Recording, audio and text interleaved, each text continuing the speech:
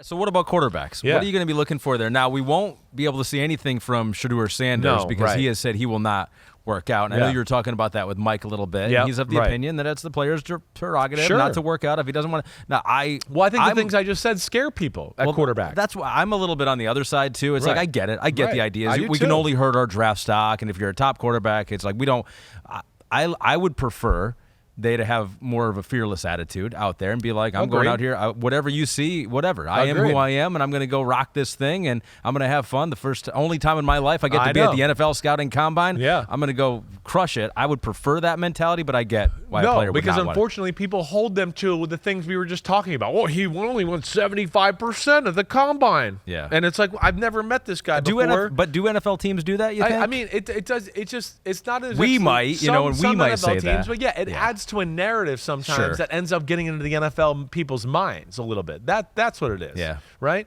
And that's where it's not fair. And that's where it does, I think, people like Shedeur, and where I will not be mad at him, is he's going, wait, I'll just wait till I go back to Colorado, and I'm going to throw to the guys that I've been throwing to, and I'm comfortable with them, and I can control the environment. Mm-hmm. Now, what you do miss from throwing is, from not throwing, Shedeur, there's questions out there. I mean, he's clearly the top 2 quarterbacks in this draft, right? Him and Cam Ward.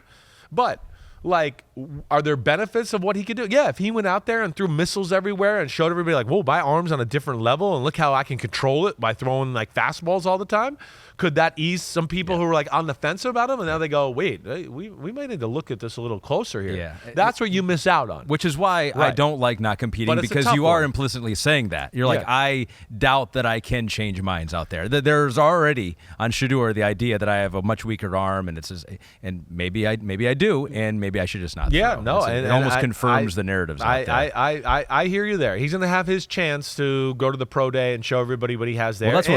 He's got film out there that we see plenty of good throws, and he's like, hey, damn, I threw the ball a lot the last 2 years. You should be able to glean something from that. Ringo number 4 kind of talks about what we were just talking about there. How much can team scouts really take away from the quarterback throwing drills? I saw Shedeur is declining to participate. Feels like the top quarterbacks would maybe benefit from not throwing at all until private workouts. When you're watching the quarterback, what is the most important thing that when you see a guy, is it just, man, he's got a rocket out there? Is it just the ball, the motion? The motion? Right? I want to see the motion be smooth and flawless, right? I don't want to see any hitches in the giddy up, okay? And then, how the ball comes out of his hand. And again, I'm not like, oh, it was a little off target. Yeah. I just want to go, wait, does it look easy and natural? And when it comes out of his hand, does it pop and does it spin, right?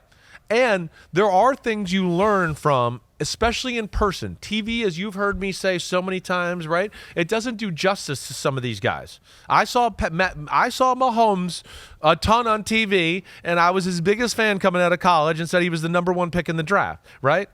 I still, when I saw it in person for the first time, went, holy shit, it's way better in person than it is on TV. You can't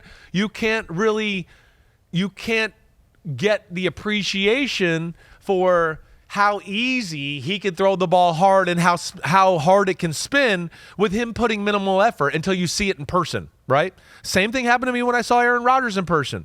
It was the same thing. I literally had to wipe my eyes, and I was like, is the ball really spinning that hard? Am I seeing that right? Hold on. Oh, it is. Holy shit, right? There's that. Tom Brady, same thing.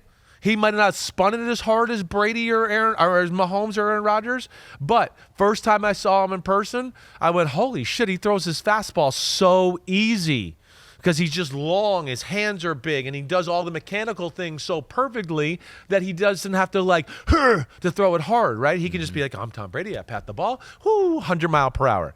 And the first time I saw him in person, I was like, Brady's throwing lasers out here. I mean, lasers. I can remember watching in pregame, let alone when I got up there to coach with them, and I was like, fucking Brady's arm is an all-time arm, right? And that's where you can watch on film, but then you can be there in person and go, man, look how the ball just pops out of his hand. He doesn't even look like he's trying. And those are the things you can learn by watching guys throw in person. Charlie Jameis 14 wants to know what you can learn about a quarterback's personality. How do you judge maturity, professionalism, and not being a diva in a young quarterback? So in some of these meetings, what should the quarterbacks be doing to make sure they're not looked at It's the way they carry negatively? themselves. It's how they place blame. It's how they take blame. It's how they put things on themselves rather than others, right? It's the ability to look somebody in the eye and be like, yeah, I fucked that play up. That was my fault. And we lost that game because of me, right? Those are things that are going to go over well with like personnel people. The honesty, the realness, right? Not trying to brag about yourself, right? Or blame others. That's usually the downfall. That's where you can learn. Let alone if you're around people enough in the NFL or any sport, as you could tell ones that go, man, when this guy walks into a room, like the room lights up and he's the man. And then when this guy walks in the room, he's a good player, don't get me wrong, but he doesn't have the same charisma and charm as just Johnny who walked through, who's got everybody eating out of his hand now, right? He's cool, but this guy's running the room. That guy is like, he's a good guy in the room, but this guy's running the room, right? And you can learn that from being around it. Like the first time I met Micah Parsons, I remember going, it's going to be a star. He's got everything. The personality, the vibe, looks at you, the charisma, all that. And then I looked at his body and I was like, oh shit, watch out. Here comes Michael Parsons, right? I mean, he's going to be good. Right? You can get that from certain players, right? And Jaden Daniels had that last year to a degree. Just this calmness and I'm not bothered by anything and this $1 million smile. So those are things you certainly can learn in person. Yeah, more important for a quarterback, more important for a Micah Parsons, like a leader of a defense. I interviewed Tyler Warren, who's going to be maybe the top tight end out there. And James Franklin, in talking to us about him, said he said maybe 15 words in his entire college career. So he is not that guy, but you're not looking for that necessarily exactly. in your At tight that end. Position, you don't care. That position, you're like, wait, is he love ball? Is he willing to block? And when he catches the ball over the middle, is he willing to try to run over people? Oh, check. That's good enough for me at tight end. Yeah, you're not looking for that guy to be the guy that runs the room and carry the huddle and be Mr. Charisma. Yeah. That's just icing on the top for that guy. Let alone, usually guys like that, once they start to have a little success in the NFL, they start to break out of their shell.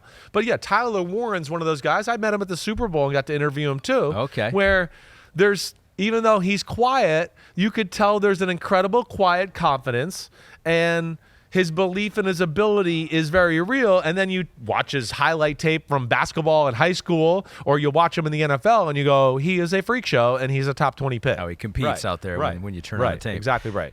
Thanks for watching Chris Simms Unbuttoned. Hey, just because the season's over, it doesn't mean we're over. We ain't going anywhere. The NFL never dies. We're staying right here. Hit subscribe. We got every NFL move. We'll react to that. Plus, Chris has got 4,719 draft prospect profiles to do. Thanks again for watching. Subscribe. You know where to find us. Peace out, homies.